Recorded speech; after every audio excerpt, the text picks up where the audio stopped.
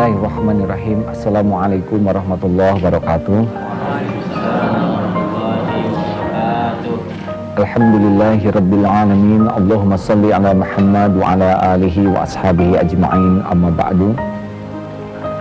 Tiada Tuhan selain Allah yang Maha tahu segala masalah yang sedang menimpa kita.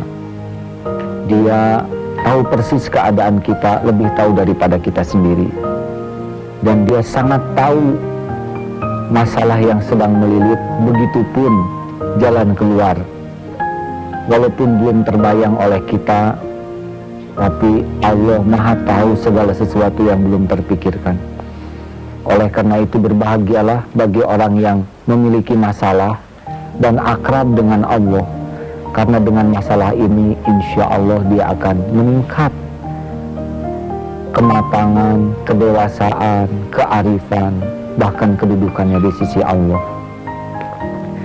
Para pemirsa yang budiman, dalam kajian manajemen qalbu kali ini judulnya disesuaikan dengan keadaan bangsa, yaitu 5 kiat praktis menghadapi persoalan hidup.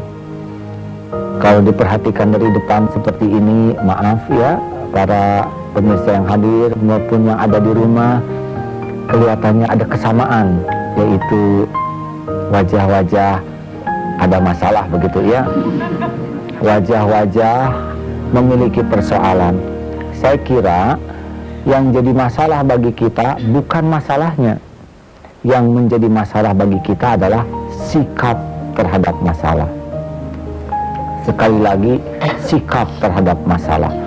Terbukti dengan masalah yang persis sama, itu orang berbeda-beda. Dengan sakit gigi yang persis sama, ada yang uring-uringan, marah-marah, tapi ada yang istighfar. Jalan macet persis sama, itu beda-beda. Ada yang mijit-mijit klakson, ada yang mukul-mukul setir, ada yang menggerutu, ada yang memaki-maki wali kota, tapi ada juga yang ceklek Bismillahirrahmanirrahim, malah menghafal Quran. Ada yang bertasbih, berzikir, ada yang bermunajat, mendoakan kiri kanan. Pada saat yang sama persis, berbeda-beda. Oleh karena itu, andai kata kita ingin menikmati hidup, jangan pernah bercita-cita tanpa persoalan. Karena persoalan itu bagian daripada proses pematangan diri kita. Tapi bercita-citalah menjadi orang yang terampil menghadapi persoalan. Setuju? Ada yang tidak punya persoalan? Saya kira semuanya memiliki, ya. Karena memang dari mulai bangun tidur sampai tidur lagi itu rentetan pelajaran dalam bentuk persoalan dari Allah. Ketika mau bangun saja sudah jadi masalah. Bangun jangan, ya. Itu masalah yang harus dipecahkan. Jangan, jadi saja masalahnya bertambah. Anak-anak niru ibunya, ibu nggak sholat subuh, masalah nambah. Mau makan, itu juga jadi persoalan.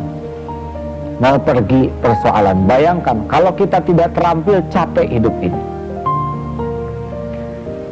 Resep yang pertama yang kita bahas dalam kesempatan ini, judulnya adalah siap menghadapi yang cocok dan siap menghadapi yang tidak cocok dengan keinginan.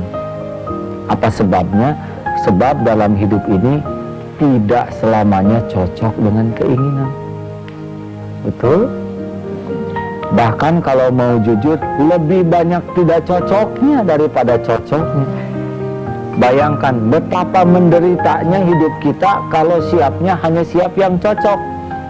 Padahal yang cocok menurut keinginan kita, baik menurut keinginan kita, belum tentu yang terbaik menurut Allah. Kita batal mendapat sesuatu yang kita sukai, kita anggap musibah. Padahal siapa tahu ini pertolongan dari Allah. Banyak sekali kejadian yang awalnya kita menyesal, menderita, sesudah itu malah bersyukur. Kita akan naik bis, sudah dapat tiketnya, pesen, tiba-tiba mau berangkat di jalan macet, tertinggal bis, uring-uringan. Waduh, cilaka. Tapi 2 jam kemudian dapat berita dari suatu tempat, bisnya ini terguling. Alhamdulillah, tidak jadi naik.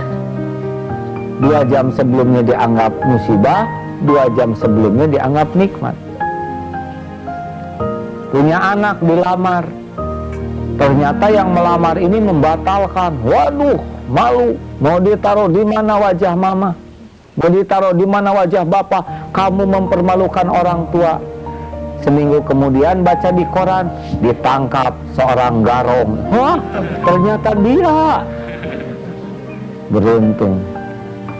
Maka ibu bapak yang baik, para pemirsa yang budiman, resep ingin menikmati hidup ini adalah yang pertama, ingat tugas kita tuh cuma 2, luruskan niat, sempurnakan ikhtiar. Fa'idha azamta fatawakkal Allah. Sudah pokoknya mah, tanya niatnya benar tidak, maksimal tidak ikhtiar. Sudah itu biar Allah yang menentukan yang terbaik.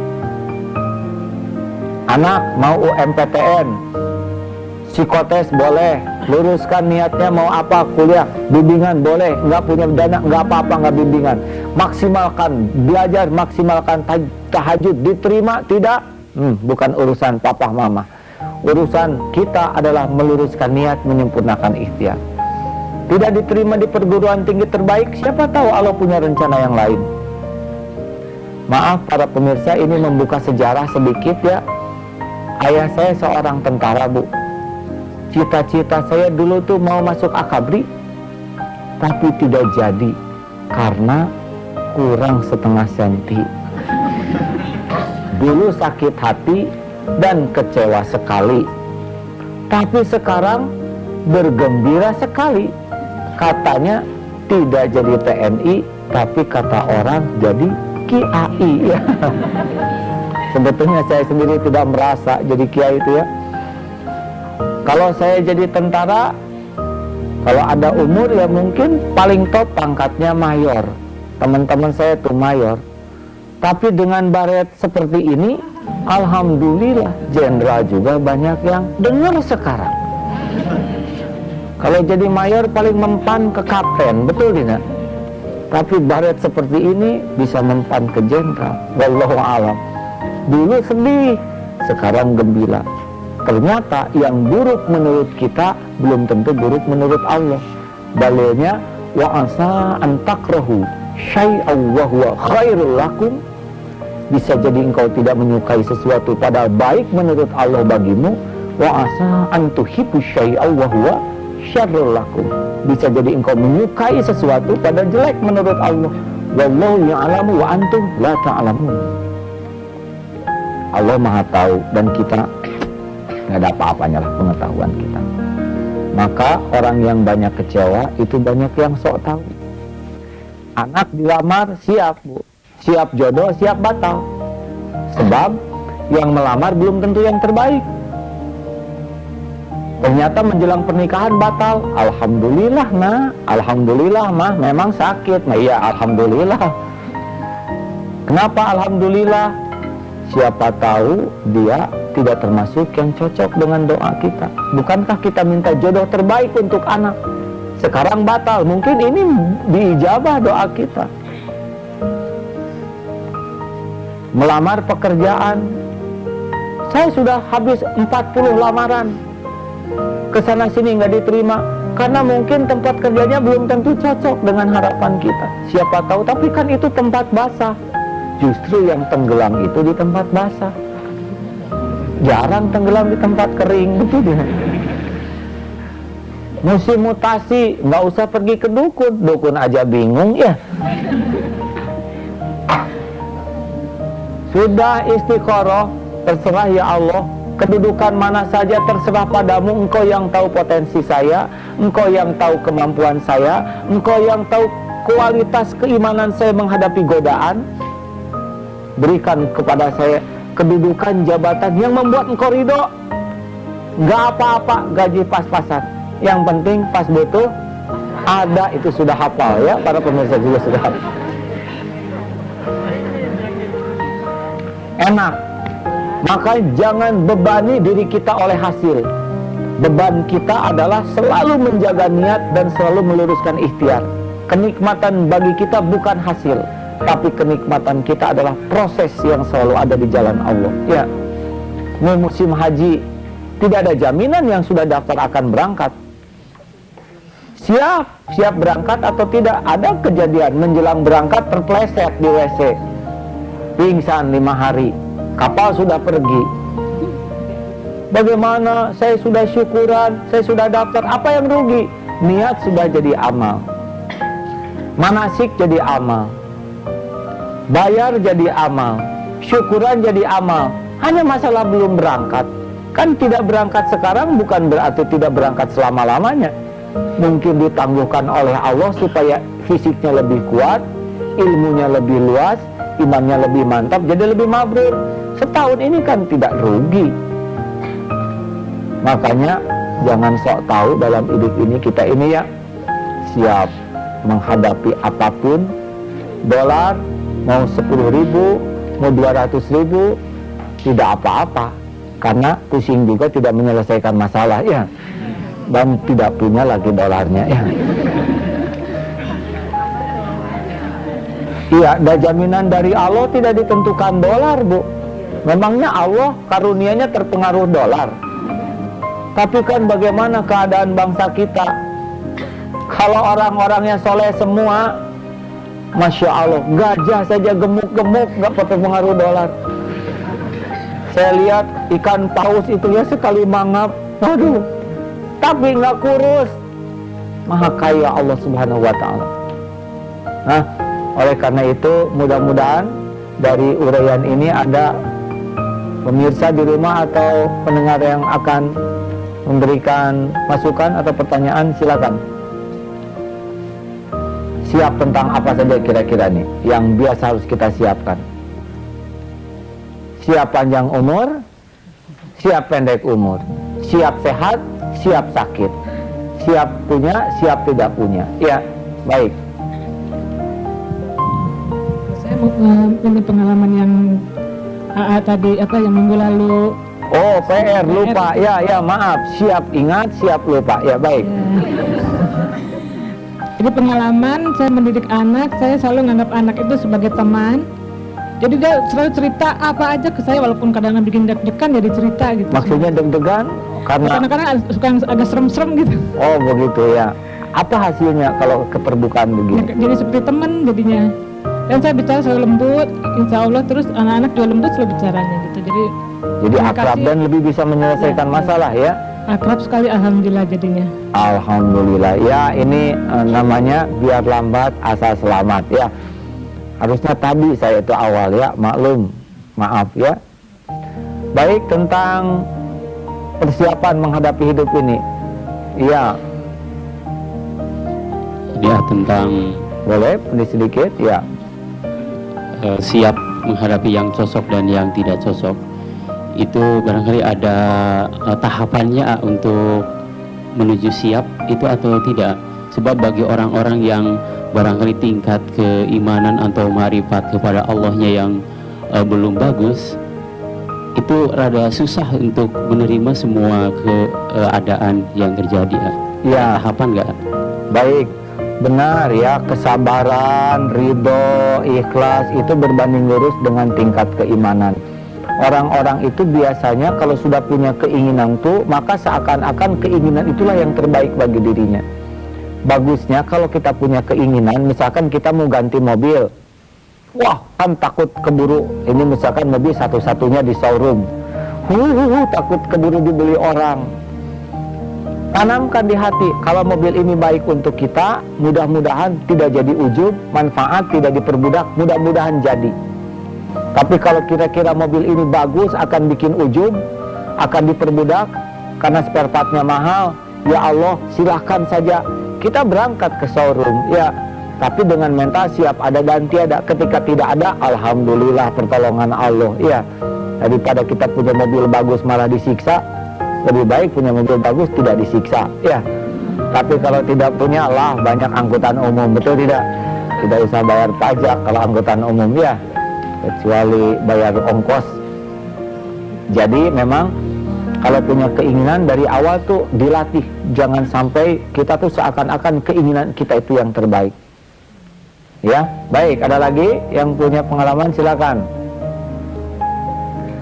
Ya, penambahan ini ya. Jadi kesiapan ini akan menjadi sebuah prosedur standar berpikir kita. Baik menurut kita belum tentu baik menurut Allah, ya. Buruk menurut kita belum tentu buruk menurut Allah Subhanahu wa taala. Nah, kalau ini sudah menjadi standar pada perilaku kita, ini enak menghadapi apapun. Tidak akan jadi beban, dan ini merupakan langkah awal kita bisa menikmati masalah itu sebagai ladang amal. Baik, ya, acungkan tangan. Ya, belakang. Mari. Gini ya, kita kan tidak tahu setiap kejadian hikmahnya itu kita dapat kapan gitu kan. Nah, mungkin ini ada pengalaman aja ketika teman saya ada UMPTN, ketika dia tidak dapat gitu, ya mungkin karena terus bersabar, dia baru menemukan hikmahnya ketika setahun kemudian, 2 tahun malah, ketika 1 tahun itu ia mencoba lagi dan berhasil, ternyata rezekinya dari pilihan kedua kalinya itu lebih besar gitu. Jadi mungkin kita harus selalu mencari hikmahnya setiap kejadian itu apa, mungkin itu aja. Betul. Iya, tepat sekali ya. Mungkin ibu, ini perkara hamil, siap anak laki, siap anak perempuan, karena bukan kita yang bikin anak, betul tidak? Allah yang membuat. Kita, maaf, gambar aja gagal, bikin sehelai rambut anak saja nggak akan sanggup. Bayangkan kalau kita bikin anak sendiri, ini melamun sedikit ya, udah gambarnya perut yang masuk oncom, maaf ya, apalagi jagung, ubi, waduh, segala masuk. Mau jadi apa? Misalkan kalau kita yang bikin anak, aduh ini anak belum punya jantung, coba cari jantung pisang. Belum punya rambut, cari ijuk, matanya telur puyuh, ya nggak? Mau keluar seperti apa? Allah yang menciptakan. Mana yang baik, anak laki atau anak perempuan? Yang paling baik adalah anak soleh, ya. Wah, saya sedih nih punya anak perempuan semua, nggak punya anak laki. Justru beruntung punya anak perempuan semua, sebab yang jadi garong tuh rata-rata laki-laki, betul tidak? Kata yang punya anak laki-laki semua, wah saya kok nggak punya anak perempuan. Untung anak laki semua, sebab perempuan nakal, perempuan rata-rata ya. Jadi untung terus. Wah, mana bagusnya punya anak atau tidak? Yang bagus tuh lurus niat dan sempurna ikhtiar. Wah, saya sedih nggak punya anak. Mungkin itu perlindungan dari Allah. Kalau kita tidak punya anak dan kita ikhlas sekali mengurus anak-anak orang lain yang bukan tetesan darah kita, itu bisa jadi pahalanya lebih besar, karena keterikatannya bukan karena terikat darah. Kasih sayang kita sempurnakan, perhatian. Wah, nanti bagaimana dong warisan saya diambil bukan oleh keturunan? Mana warisan kita? Itu kan harta milik Allah, betul tidak? Tapi bagaimana dong kalau saya putus keturunan? Mana ini mah udah berhenti sebentar di dunia, nanti di akhirat kumpul kalau ke sorga, ya. Maka jangan patah semangat. Wah, saya ingin punya anak banyak, belum tentu baik. Masih ingat dulu yang diceritakan punya anak 4 itu? Anak yang pertama korban narkoba, yang kedua pecandu narkotik, yang ketiga meninggal overdosis, yang keempat satu-satunya perempuan kabur dengan bandar. Habis itu 4-4-nya. Maka jangan dulu kecewa nggak punya anak. Saya anaknya cuma 1, takut nanti kalau ada apa-apa. Ya ada 1 juga milik Allah. Biar Allah aja yang jaga, kita mah nggak sanggup jaga. Kasih nyamuk 1 aja kita nggak bisa jaga terus. Tahu ada namanya tongo itu, ya? Apa tungau, ya? Itu aduh kecil sekali, kita nggak bisa ngeker anak kita pakai kaca pembesar, jangan-jangan kena tongo, ya nggak? Allah yang jaga. Bagaimana caranya mengatasi anak? Mengatasi Mengatasi kepada anak punya keinginan yang banyak gitu, misalnya minta ini kita nggak mau, terus setiap dia minta itu kita mempunyai masalah sama anak. Salah satu orang tuanya atau bapak nanti ngikutin gitu, kita nggak mau gitu.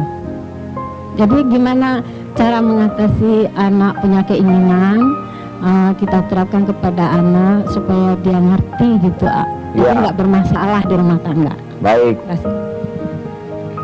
Kita memang harus siap, dunia anak dengan dunia orang tua beda. Ya, jangan sampai kita menginginkan anak tuh bulat-bulat seperti keinginan kita. Ya, anak kecil pengen mobilan, buat apa? Dulu pernah cerita tentang anak kecil main-main semut di kamar mandi. Kata ibunya, apa-apaan? Ini nggak ada kerjaan. Buat orang tua ngitung semut itu nggak ada kerjaan ya. Tapi kalau buat anak kecil sebuah kegiatan dramatis itu. Maka ibu, insya Allah mudah-mudahan nanti dalam pertemuan kedua kita bahas ya, bagaimana ketika anak menyikapi keinginan orang tua berbeda. Ini butuh sedikit waktu dan insya Allah waktu kita hari ini terbatas.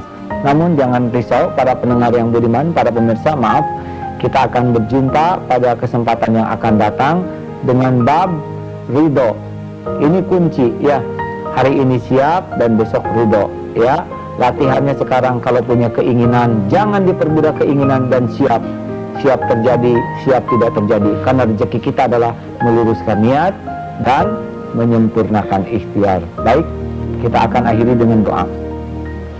Allahumma sholli ala Muhammad wa ala alihi wa ashabihi ajma'in. Alhamdulillah ya Allah.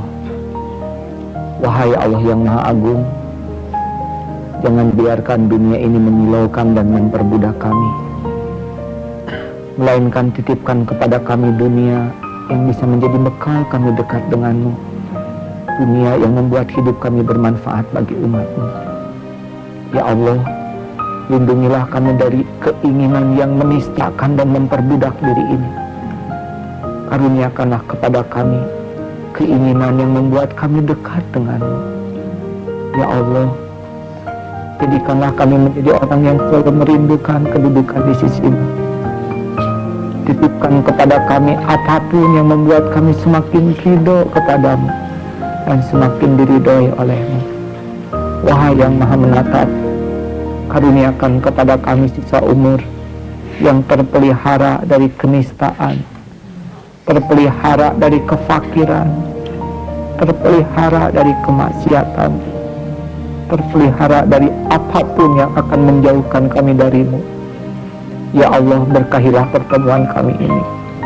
Golongkan kami menjadi orang yang selalu menikmati takdirmu, yang selalu bersyukur atas nikmat darimu, yang selalu ridho dengan ketentuanmu, yang selalu sabar dengan ujian darimu, yang selalu dapat menyempurnakan ikhtiar di jalanmu.